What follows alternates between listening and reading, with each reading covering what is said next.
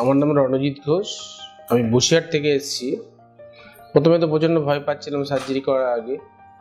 তারপর আমি যখন সার্জারিতে আমাকে ওটি রুমে নিয়ে আসা হলো, নিয়ে আসার পরে আই ফিল বেটার।